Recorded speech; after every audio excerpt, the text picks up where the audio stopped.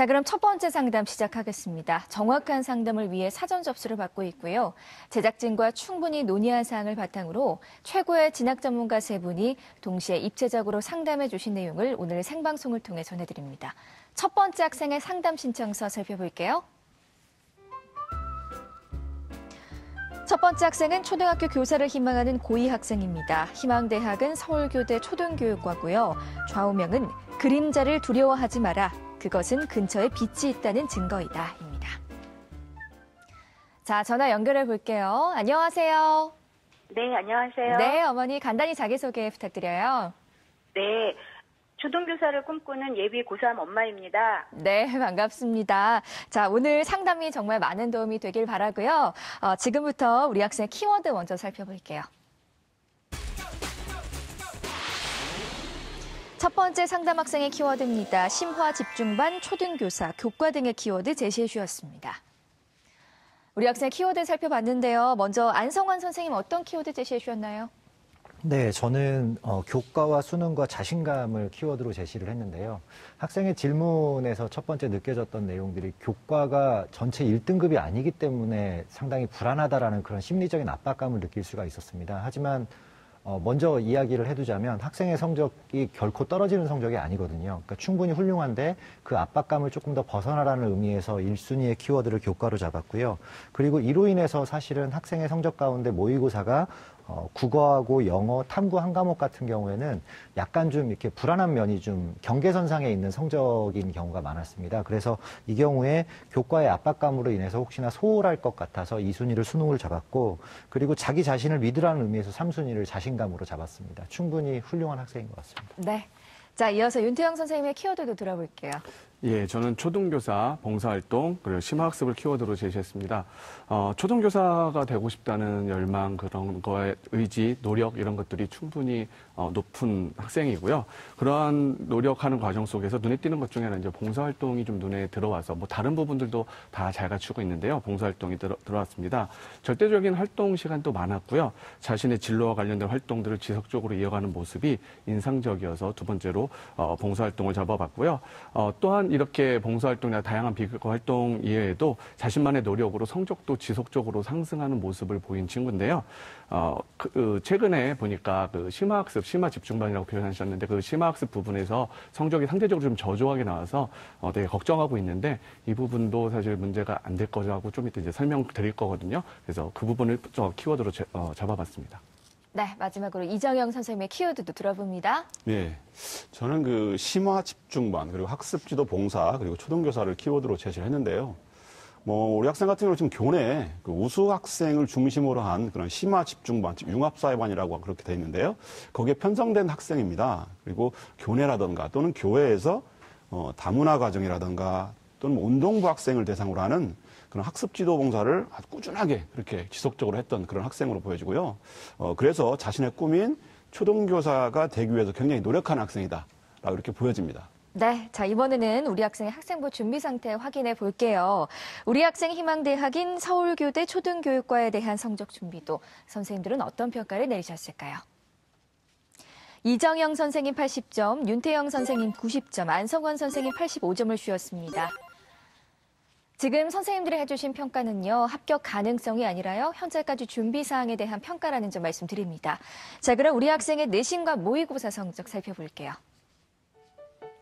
우리 학생의 내신 성적을 살펴보면 국어 1.4등급, 수학 1.75등급, 영어 2.25등급, 사회 1.82등급으로 전교과 평균 1.79등급을 받았습니다. 내신 추이를 살펴보면 국어는 3등급에서 1등급으로 상승했고요. 수학은 2등급에서 1등급으로 상승했고 영어 역시 3등급에서 2등급으로 상승했네요.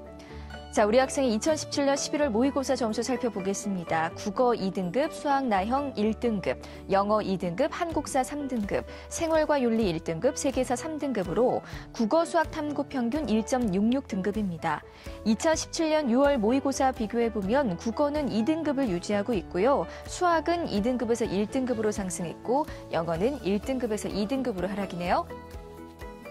자, 안성환 선생님께서 우리 학생 성적 준비도 85점을 주셨어요.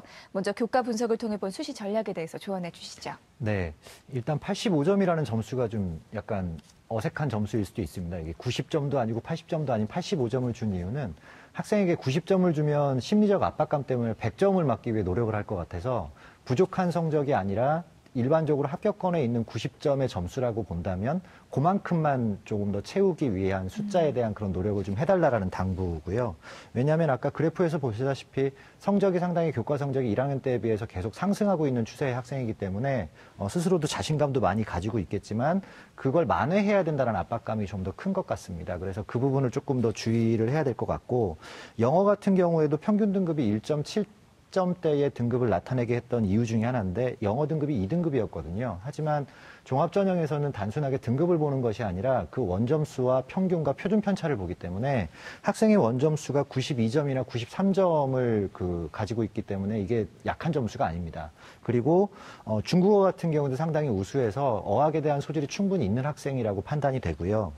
그리고 제가 주의 깊게 봤던 것은 확률과 통계 부분에서의 점수가 상당히 두드러진다는 겁니다. 그런데 단순하게 교과에서의 확률과 통계 부분이 성적이 우수한 것이 아니라 비교과에서도 이따가 윤 선생님께서 말씀을 해주시겠지만 비교과나 세특에서 읽혀지는 그런 학생들의 특징이 무언가 숫자 속에서의 패턴을 읽어서 스스로 재생산할 수 있는 그런 능력이 있는 학생으로 보였거든요. 그래서 단순하게 숫자에 대한 것만 메모리 되다 보면 자신의 장점을 조금 더 발현할 수 있는 기회를 잃어버릴 것 같기 때문에 계속해서 숫자에 대한 압박감을 좀 버리라는 이야기를 하고 싶고요.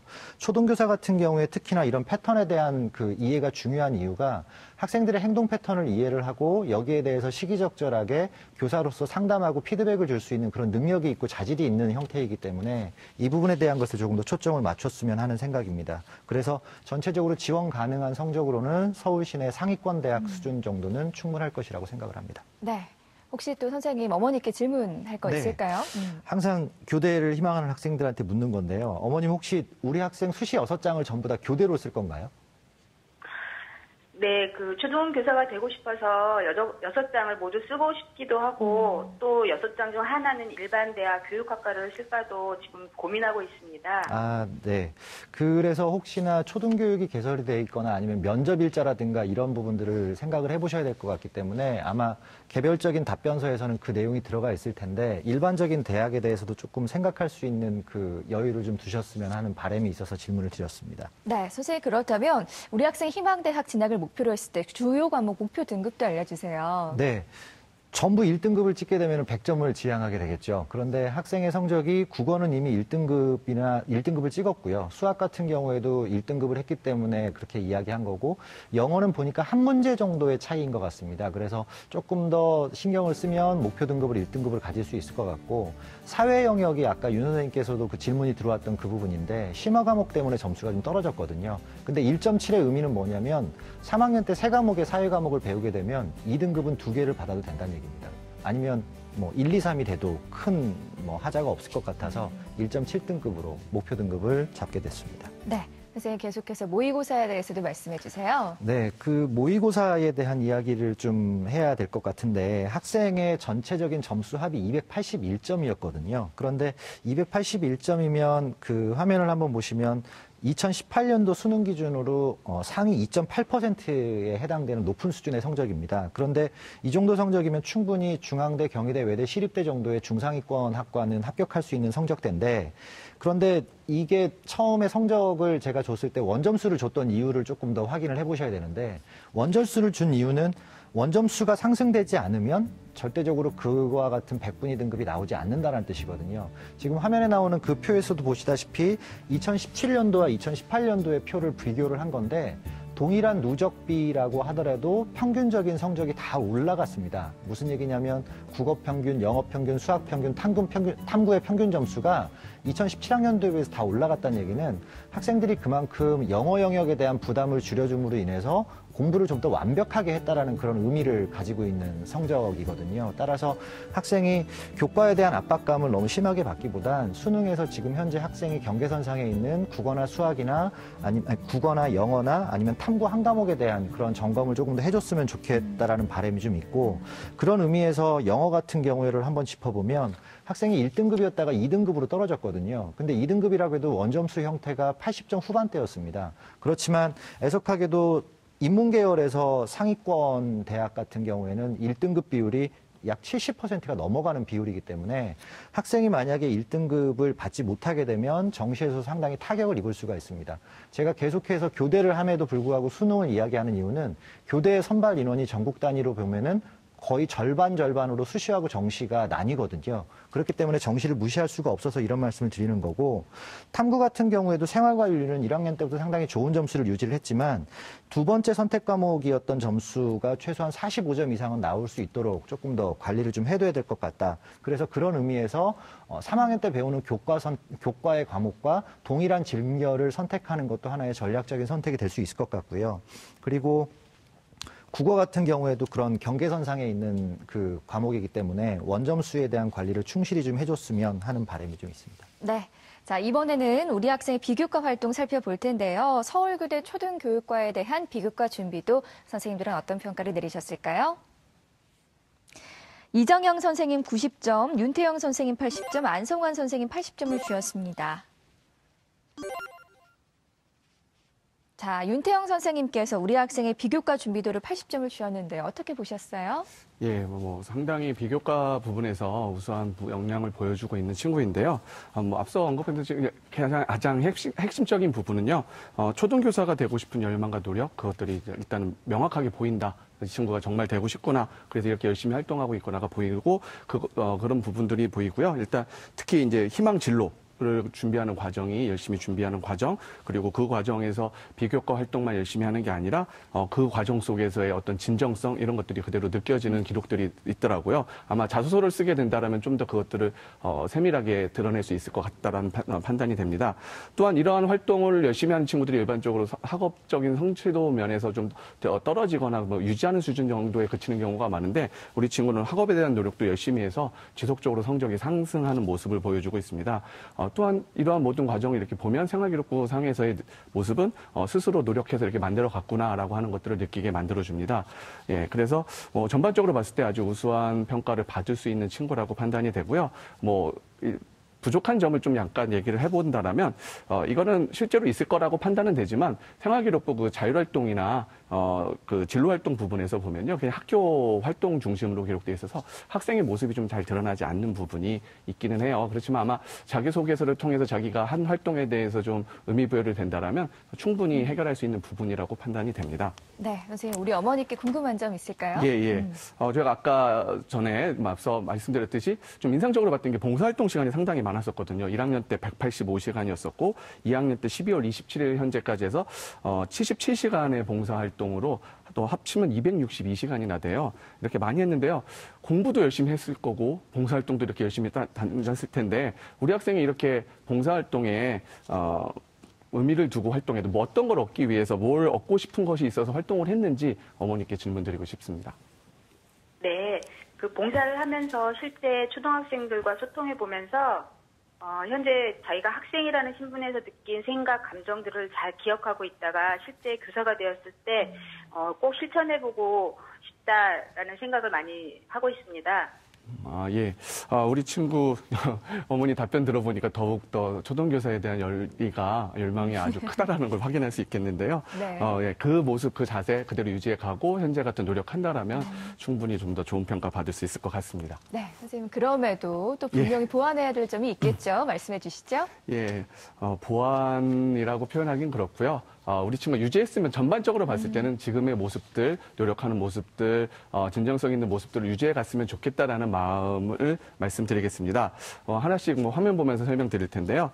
예, 일단 수상부터 말씀을 드려보면요. 지금도 수상 점점 나아져 성적이 향상되면서 나아진 모습에서의 수상도 충분히 유지되고 있는데요. 그런 수상을 쭉 유지하고 인성 관련된 수상들도 좀 추가를 했으면 한다는 생각이 들고요. 아까 말씀드렸듯이 자율활동, 선생님들이 기록해 주시는 부분이기 때문에 이렇게 컨트롤할 수 있는 부분은 아니겠지만 본인이 좀 더 선생님들한테 어필하는 모습들을 보여서 구체적인 활동들이 좀 드러날 수 있도록 기록된다면 더 좋을 것 같습니다. 동아리 활동은 현재 활동을 유지하고 좀 더 보완점이 있다면 보완하고 또는 심화하는 과정들이 진행될 수 있다라면 3학년 과정에서는 좀 쉽지 않겠지만 그런 부분도 신경 쓸 수 있다라면 좀 해봤으면 좋겠고요. 다음으로 이제 봉사활동은 현재 어머님 방금 말씀하신 것처럼 이렇게 진정성 담고 있는 봉사활동이니까 그런 부분들을 계속 유지를 했으면 좋겠습니다. 네, 진로도 자율활동과 마찬가지로 자신의 역량 드러날 수 있는 모습들. 그러니까 진로 기록상에서의 부분입니다. 전반적인 진로에 대한 평가는 아마 좋을 것으로 보이고요. 진로에 대한 기록상으로 학생부 기록상으로 진로활동상에는 그런 부분이 필요할 거로 보이고요. 독서도 꽤 많은 양의 독서를 하고 있는데요.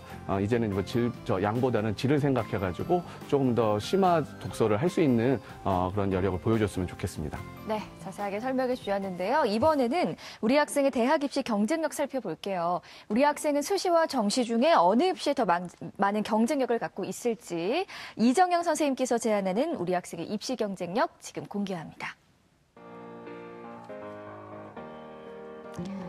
자, 우리 학생의 수시 경쟁력은 90, 정시 경쟁력은 10으로 평가해 주셨습니다.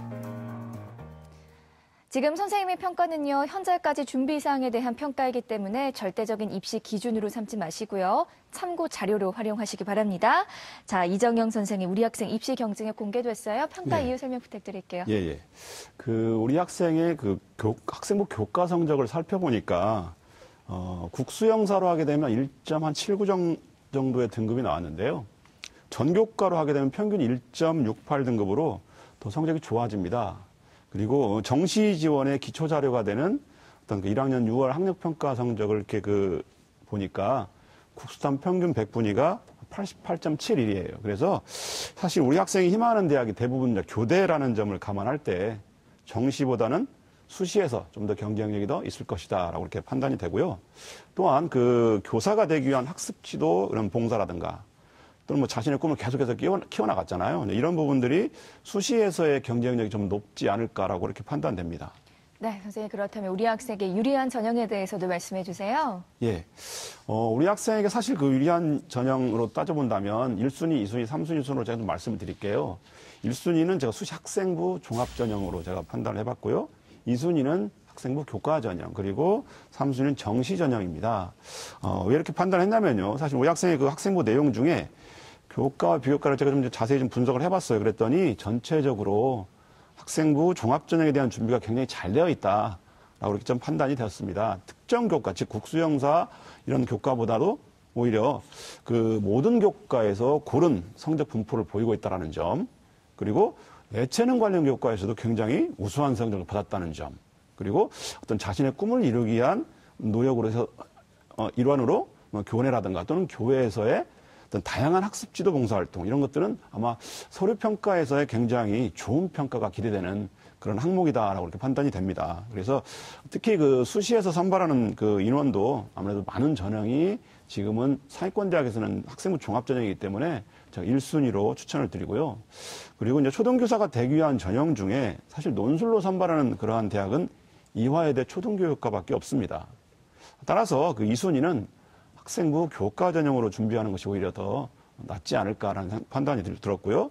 대신 학생부 종합 전형보다는 더 높은 그런 내신 성적이 필요하기 때문에 마지막 남은 3학년 1학기에서 성적 향상이 당연히 필요해진다라고 이렇게 보여지고요. 마지막으로 이제 3순위는 정시 전형을 제가 추천을 드리는데요. 사실 교대의 경우 아까 안성환 선생님 말씀하셨지만 수시에서의 선발 인원과 비슷한 인원을 다시 정시에서 선발하기 때문에 아마 정시에 대한 부분도 좀 준비를 해야 될 것이다라고 이렇게 판단이 들어요. 그래서 다만 정시는 대부분이 나군에서 선발하고 있어요. 지금 교대가. 그래서 지원하는 폭이 좀 좁다라는 그런 단점이 있습니다. 그렇지만 이제 참고로 제가 좀 더 말씀을 드리면 정시 가군에서는 이화여대 초등교육과가 선발을 하고요. 정시 다군에서는 제주대학교 초등교육과가 있어요. 그래서 작년 같은 경우는 사실 정시 가군에 한국교원대가 정시 가군에 선발했었어요. 그런데 올해 2019 대입 정시에서는 한국교원대가 나군으로 옮겨지면서 정말 이제는 나군밖에 갈 곳이 없는 정말 치열한 그러한 수험생의 선택폭이 너무나 좁아져 버리는 그러한 특징이 있다는 걸 좀 알고 계셨으면 좋겠습니다. 네, 우리 학생의 입시 경쟁력까지 살펴봤는데요. 세 분의 선생님들이 제시하신 추천 전형 지금 공개할게요.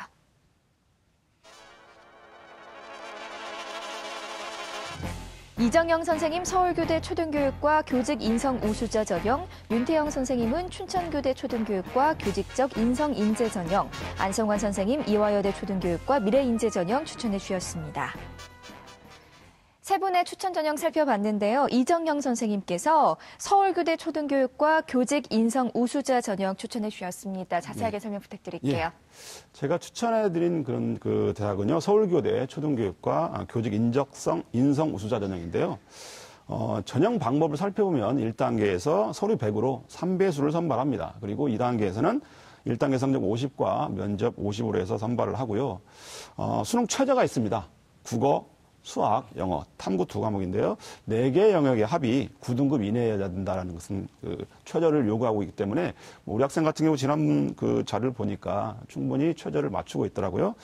굉장히 괜찮을 것 같고요. 그래서 추천이 대신 이제 탐구 영역은 아마 그 두 과목을 반영하고 제2외국어 한문 영역을 반영하지 않는다는 특징도 있지 않았으면 좋겠고요. 제가 추천하는 이유는요, 서울교대 같은 경우 이제 2017학년도에 제가 그 합격자 성적 분포를 한번 쭉 살펴봤습니다. 그랬더니, 우리 학생이 부족한 것은 조금 있어요. 교과 성적 면에서는. 물론 이제 그 학생부 종합전형이라는 것이 교과가 다는 아니죠. 그렇지만 우리 학생 같은 경우 비교과 영역에서의 어떤 충분히 우수성을 증명할 수 있는 어떤 자기소개서라든가 서류를 좀 완성하게 되면 충분히 한번 도전해 볼 만한 그러한 가치가 있다라고 판단됩니다. 네, 계속해서 윤태영 선생님께서는 춘천교대 초등교육과 교직적 인성 인재 전형 추천해 주셨어요. 추천 이유 말씀 부탁드릴게요. 예, 춘천교대인데요. 춘천교대 초등교육 교직적 인성 인재 전형인데요. 전형 방식은 비슷합니다. 1단계 3배수를 서류 100으로 선발하게 되고요. 여기는 이제 면접이 60%, 2단계에서 면접이 60%, 1단계 40에 면접 60으로 최종 합격자를 선발하는데 여긴 최저가 없습니다. 우리 친구는 최저가 있는 쪽에서의 경쟁력도 가지고 있으니까 그런 부분을 중심으로 생각해 봐야 되겠지만 본인 희망하는 대학 중에서는 이 부분도 고려를 해봐야 되겠고요. 모집 인원은 좀 감소했습니다. 12명 감소를 했고요. 우리 친구가 서류라든지 면접, 특히 이제 뭐 면접 활동한 상황들이나 이런 거 보면 되게 적극적이고 그런 논리적으로 얘기하는 부분들이 잘 갖춰진 친구일 것 같고요. 서류의 진정성도 있기 때문에 서류나 면접에서 좋은 평가 받을 조건을 갖추고 있을 거라고 보이고요. 2017학년도 1단계 뭐 성적문으로 평가받는 건 아니지만 대학에서 제공한 자료를 보게 되면 합격자 평균이 1.7등급이고요. 최저는 4.18등급까지도 합격한 사례가 있는데 우리 친구 뭐 충분히 역량이 될 거라고 판단돼서 추천드립니다. 네, 안성화 선생님께서는 이화여대 초등교육과 미래인재 전형 추천해 주셨어요. 추천 이유 말씀 부탁드릴게요. 네, 일단은 이화여대 초등교육과 미래인재 전형 같은 경우에는 2018 전형이랑 2019 전형이 전혀 다릅니다. 그러니까 면접 자체가 폐지가 되면서 일괄합산으로 2단계가 그냥 통으로 모집하는 그런 형태로 바뀌어버렸기 때문에 그 이유라고 한다면 결국에는 서류에서 충분히 갖춰질 수 있어야 한다라는 전제 조건이겠죠. 아까도 설명을 드렸지만 학생 같은 경우에 분명히 서류를 읽는 사람 입장에서는 충분히 경쟁력이 있는 학생인데 윤 선생님께서 지적을 하시다시피 학생의 관점에서 무언가를 빵 하고 터트릴 수 있는 부분이 좀 약했거든요. 그렇기 때문에 아까 확률과 통계 부분도 이야기를 하고 이제 상담서에다가도 제가 이제 보내겠지만은 그 해당되는 내용에서처럼 3학년 때 서류에 대한 보강이 조금 더 이루어진다라고 하면 분명히 지금 이화여대 초등교육 같은 경우에는 금년보다는 경쟁률이 조금 늘어날 수 있는 요소들이 있습니다. 왜냐하면 서류만 평가를 하게 되고 수능 최저 등급 같은 경우에도 2개 등급 합이 4 이내에서 지금은 2개 등급 합이 5 이내로 약간 완화가 됐거든요. 그렇기 때문에 상승 요소는 있긴 하지만 학생 스스로가 충분히 서류에서도 검증할 수 있는 그리고 능력을 발휘할 수 있는 부분이 있다고 믿기 때문에 충분히 도전해 볼 수 있는 가치가 있다고 생각을 합니다. 네. 자, 어머니 오늘 세 분의 선생님들께서 구체적으로 상담을 주셨어요. 오늘 어떠셨어요? 예, 너무 감사드립니다. 많은 참고가 될 것 같고요. 열심히 공부해서 꼭 꿈을 이루도록 하겠습니다. 네, 좋은 결과 들려주시고요. 오늘 상담 내용 이메일로도 보내드리니까요. 좋은 결과 있기를 바랍니다. 전화 주셔서 고맙습니다, 어머니. 네, 감사합니다. 고맙습니다. 네, 고맙습니다. 자, 첫 번째 상담 마쳤고요. 우리 학생을 위한 추천 전형 다시 한번 정리해 볼게요.